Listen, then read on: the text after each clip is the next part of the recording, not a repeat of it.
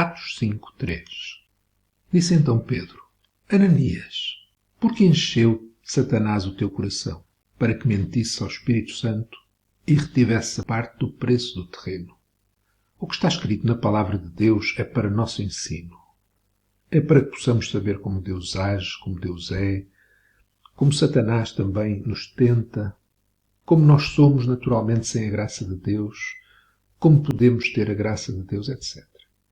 Ananias era um dos irmãos da igreja primitiva, da primeira igreja, juntamente com a sua esposa Safira, que, na sequência daquilo que o Espírito Santo estava a fazer, e nós lemos em Atos 4, 34 e 35, não havia entre eles necessitado algum, porque todos os que possuíam terras ou casas vendendo-as traziam o preço do que vendiam e depositavam aos pés dos apóstolos.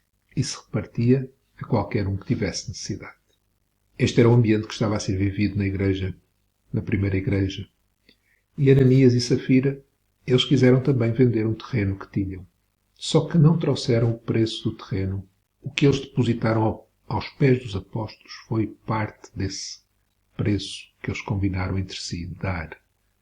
E é nessa sequência que Pedro diz a Ananias: porque encheu Satanás o teu coração para que mentisse ao Espírito Santo e retivesses parte do preço do terreno? Porquê é que Satanás encheu o coração de Ananias? Não sabemos exatamente, mas podemos depreender.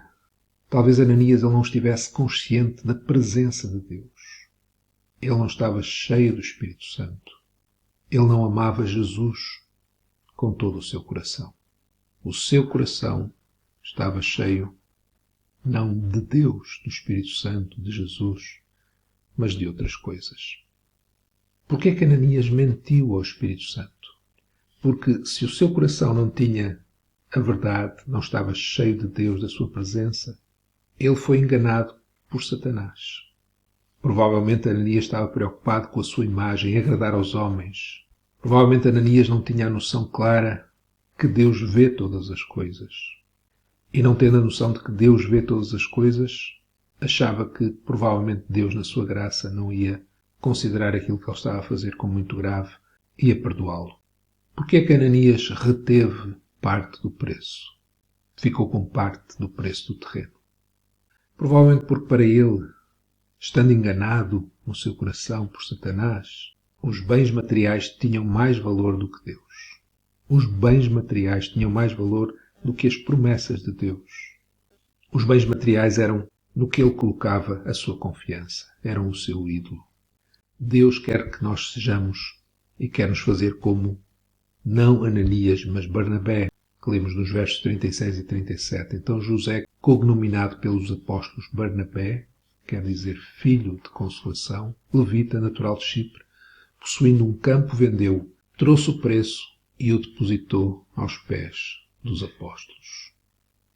Deus quer fazer-nos como Barnabé, que ao contrário de Ananias não vivia para si mesmo, mas para consolar, para encorajar os outros. E isto só podia ser feito por alguém que, ao contrário de Ananias, tinha um coração cheio do amor de Deus. Ele consolava, ele encorajava os irmãos, porque ele tinha o amor do Senhor no seu coração.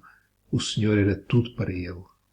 Isto porque Barnabé, ao contrário de Ananias, ele vivia pela fé. Ele cria num Deus que via todas as coisas, mas também num Deus que tomava conta dele. Ao vender o seu campo, ao trazê-lo, ao vendê-lo e a depositar o preço aos pés dos apóstolos, estava a dizer que confiava inteiramente no Senhor e naquilo que o Senhor ia fazer por ele. Ele dependia da graça de Deus.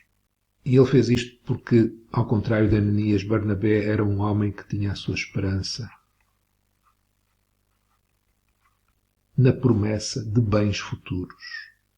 Os bens que ele possuía aqui não o possuíam a ele. Era ele que possuía, por isso ele pôde vendê-los quando o Senhor colocou isso no seu coração.